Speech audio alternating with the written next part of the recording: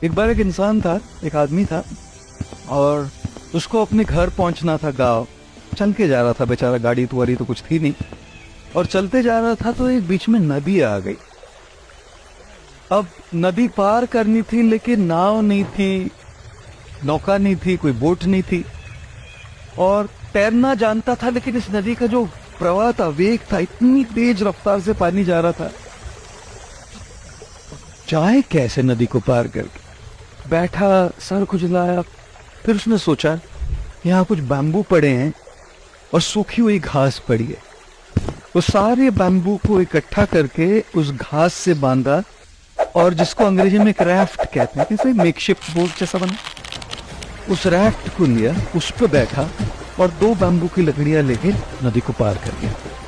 फिर उसने सोचा कि भाई ये रैफ्ट मैंने बनाया है, मेरे हाथों से बनाया है और मेरी जिंदगी के सबसे मुश्किल घड़ी में ये मेरे साथ, इसने मुझे नदी पार कराई है, तो इसको पीछे छोड़ के कैसे चला जाएगा। तो उसने वो रैफ्ट अपने पीछे, पीठ पीछे बांध ले, ये बड़ा रैफ्ट लगा के पीछे चलते जा रहा था। अब उसको गांव पहुंचने में, अपने घर पहुंचने तक एक जंगल से गुजरना पड़ा और जंगल में हर पेड़ जो थे, 2 पेड़ों के बीच में बस इतना फासला था, इतना अंतर था, इतना डिस्टेंस था कि आदमी निकल जाए बस, बाकी कुछ नहीं।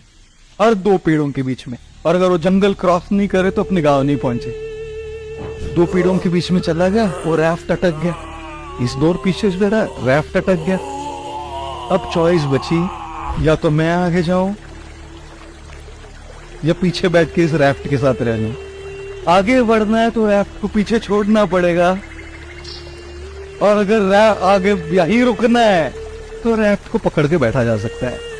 वो रैफ्ट जिसने अपना काम कर दिया है और जो हमको आगे बढ़ने से भी रोक रहा है, उसको पीछे छोड़ दीजिए, तभी आप आगे बढ़ पाओगे।